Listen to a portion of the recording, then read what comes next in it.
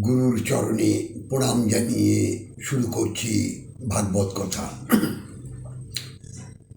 আজকে আমরা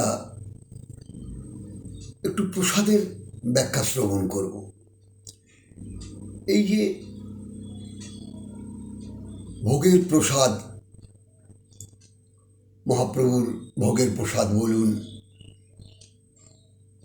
রাধা মাধবের ভোগের প্রসাদ বলুন,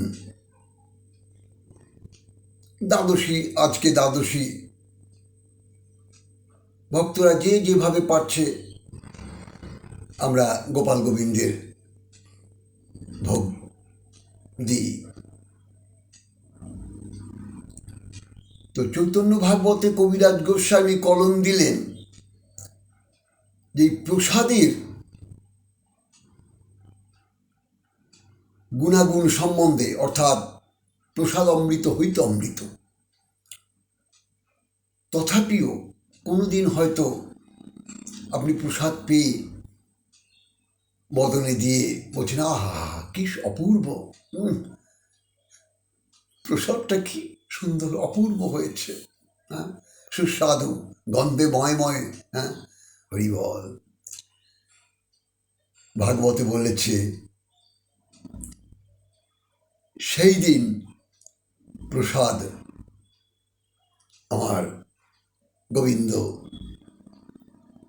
সেবা নিয়েছেন, অর্থাৎ প্রতিদিনই সেবা নেন।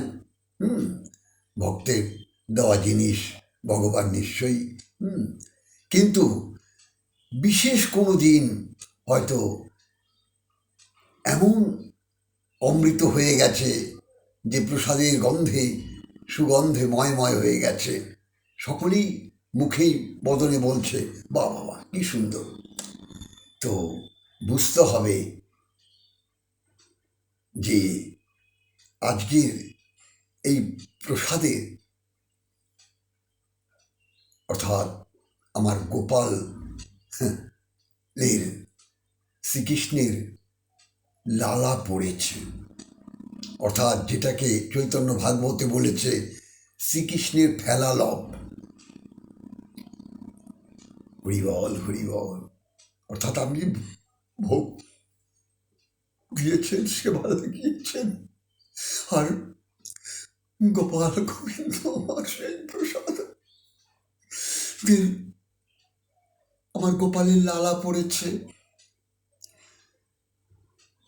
এই লালা পড়াতে কি হয়েছে? প্রসাদ অমৃত হইতে অমৃত হয়েছে। আহা কি অপূর্ব।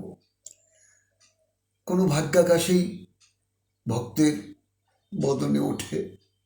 যাই হোক, আজকের কথাই বলছি। আজ এক ভক্ত 64 মহন্তের ভোগ দিয়ে গেল আমার গৃহে এই কিছুক্ষণ পূর্বে। তো কত দূর থেকে এসছে প্রসাদ,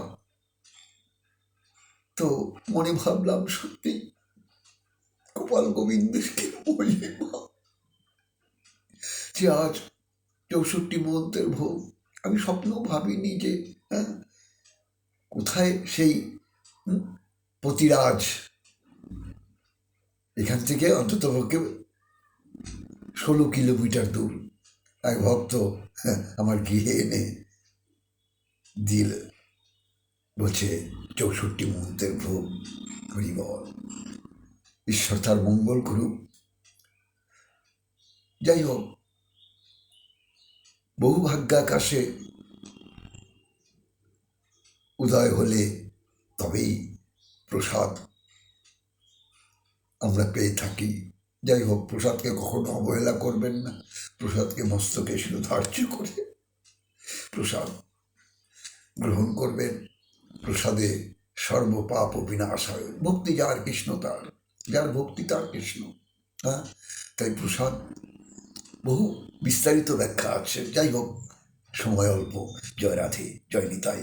আপনারা প্রসাদ সেবা করবেন আর মনের আনন্দে হরিনাম কৃষ্ণ নামে প্রেমে ভেসে যাবেন। জয় রাধে, জয় রাধে, নিতাই গৌর হরি বল, হরি বল, হরি বল।